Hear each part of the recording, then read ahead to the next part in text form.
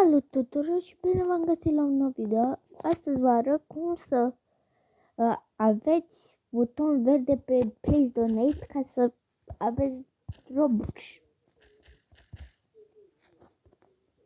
În primul rând, dați la cele 3 puncte, după aia apăsați pe Create.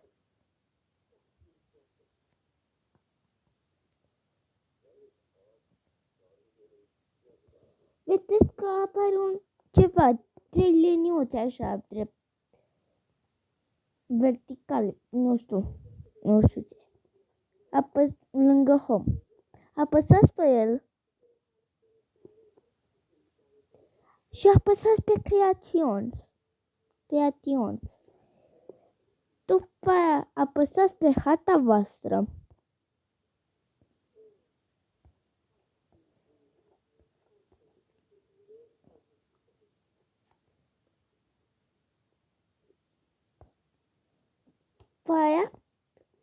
După ce stați pe harta voastră, apăsați din nou pe cele 3 liniuțe.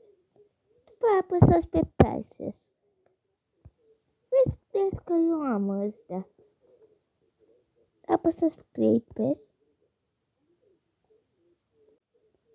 După aia puneți un nume. Eu scriu Please Donate.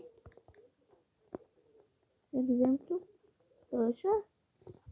Și gata, am PES, dar nu am bani.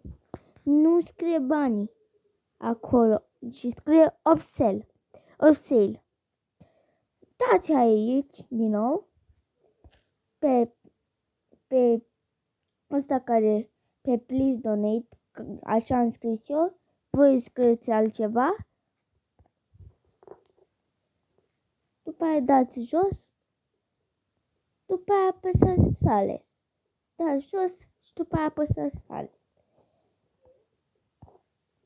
Stați puțin. Apăsați pe Item for Sale și puneți bani. Eu să pun 4 Robux. Save chance.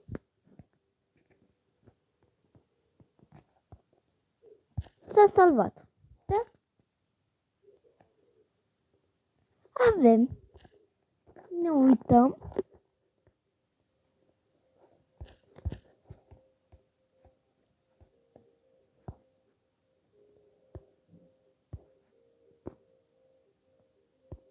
Apăsați pe Please Donate.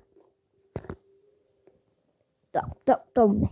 Dacă știți jocul.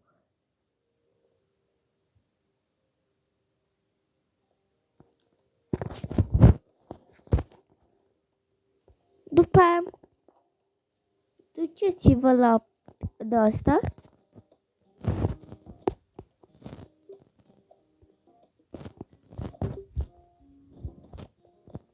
Apăsați pe Play, adică pe Play. Ei, femei grasă! Te-ai născut grasă. Păi...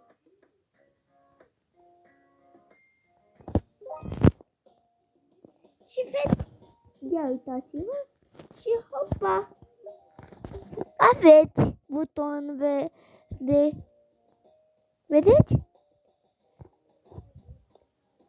Eu am mai multe de le vede și cam atât pentru acest episod. Sper că v-a plăcut și ne vedem data viitoare. Pa, pa!